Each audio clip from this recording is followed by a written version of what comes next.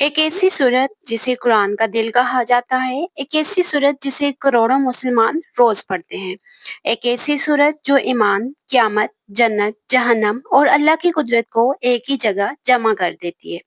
लेकिन सवाल ये है, ये सूरत नाज़िल कब हुई, क्यों हुई, कैसे हुई? अस्सलाम वालेकुम, welcome back with another video. आज हम जानेंगे सूरह यासीन का तारुफ और नज़ूल और पस मंज़र और बहुत सारी बातें जो आप नहीं जानते, ना आप आज से पहले आपको किसी ने बताई होंगी। मक्का के वो हालात क्या थे जिनमें अल्लाह ताला ने सूरह यासीन नाज़िल फरमाई? कफ़ार रसूल अल्लाह सल्लल्लाहु अलैहि वसल्लम के खिलाफ क्यों खड़े थे? और सूरह यासीन के आगाज में अल्लाह ने कुरान की कसम खाकर नबी सल्लल्लाहु अलैहि वसल्लम की रसालत की गवाही क्यों दी? आज हम सूरह यासीन के इस अजीम सफर का आगाज करेंगे। ऐसा सफर जो सिर्फ एक सूरत की तफसीर नहीं बल्कि इस्लाम के इब्तदाई दौर की मुकम्मल तस्वीर है। आखिर तक साथ रहिएगा क्योंकि इस वीडियो में ऐसे हकायक सामने आएंगे जो शायद आपने पहले कभी ना सुने हो।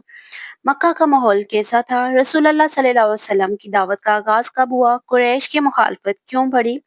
मुसलमानों पर जुल्म सितम क्यों हुए? सूरह यासीन का नज़ूल का पस मंज़र, यासीन के मानी क्या है? अल्लाह ने कुरान की कसम क्यों खाई? नबी सल्लल्लाहु अलैहि वसल्लम की रसालत की गवाही, कफ़ार के दिलों पर मोहर लगने का मतलब क्या था? आज हमारे लिए सूरह यासीन का पैगाम क्या है? सबसे पहले बात करेंगे कि मक्का का माहौल कैसा था। 1400 साल पहले अरब का तस्वर करें। हर तरफ बुत परस्ती थी। काबा के अंदर और इर्द गिर्द 360 से ज्यादा बुत रखे हुए थे। लोग पत्थरों के सामने झुकते थे, दरख्तों से बरकत मांगते थे, कब्रों से मुरादें मांगते थे। शराब आम थी, सूद आम था, ताकतवर कमजोरों को दबाते थे, औरतों को हकीर समझा जाता था। कई कबाइल अपनी बेटियों को जिंदा दफन कर देते थे। ये वो जमाना था जिसे कुरान ने जहलियत कहा। जायरी तरक्की थी, तजारत थी, शायरी थी, लेकिन दिल अल्लाह की हदायत से खाली थे। इसी माहौल में अल्लाह ताला ने मोहम्मद सल्लल्लाहु अलैहि वसल्लम को अपना आखिरी नबी बनाकर भेजा। आप सल्लल्लाहु अलैहि वसल्लम ने सबसे पहले यही ऐलान किया, अल्लाह एक है, अल्लाह एक है। यही वो पैगाम था जिसने पूरे अरब को हिला दिया, क्योंकि मसला सिर्फ मजहब का नहीं था, मसला ताकत और मफादात का भी था। कुरैश के सरदार डर गए। इन्हें महसूस हुआ कि अगर लोग एक अल्लाह को मानने लगे तो इनकी सरदारी खत्म हो जाएगी। इब्तदा में लोग मजाक उड़ाते थे, फिर इल्जाम लगाने लगे, फिर गालियां देने लगे, फिर जुल्म शुरू हो गया। किसी ने कहा ये शायर है, किसी ने कहा ये जादूगर है, किसी ने कहा ये नाउजुबिल्लाह झूठे हैं। लेकिन रसूलुल्लाह सल्लल्लाहु अलैहि वसल्लम सब्र के साथ दावत देते रहे। हजरत बिलाल रज़ी अल्लाह तआला अन्हु को गर्म रेत पर लटाया गया, इनके सीने पर भारी पत्थर रखे गए, मगर वो सिर्फ एक जुमला कहते थे, अहद अहद, यानी मेरा रब एक है। हजरत हबाब रज़ी अल्लाह तआला अन्हु को अंगारों पर घसीटा गया, हजरत सुमैया को शहीद किया गया। ये इस्लाम की पहली शहीदा थी। हर तरफ जुल्म था, लेकिन ईमान वालों के कदम डगमगाए नहीं। जब जुल्म बढ़ रहा था, जब कुफ़ार रसूलुल्लाह सल्लल्लाहु अलैहि वसल्लम को जुटला रहे थे, जब मुसलमानों के दिल गमगीन थे, तब अल्लाह ताला ने ऐसी आयत नाज़िल फरमाई जो दिलों में उम्मीद पैदा करती थी। सूरह यासीन सिर्फ एक सूरत नहीं थी, ये अल्लाह की तरफ से तसल्ली थी। ये ऐलान था, हक आखिरकार गालिब होगा। यासीन के मानी क्या है? सूरह यासीन का आगाज दो हरूफ से होता है, यासीन।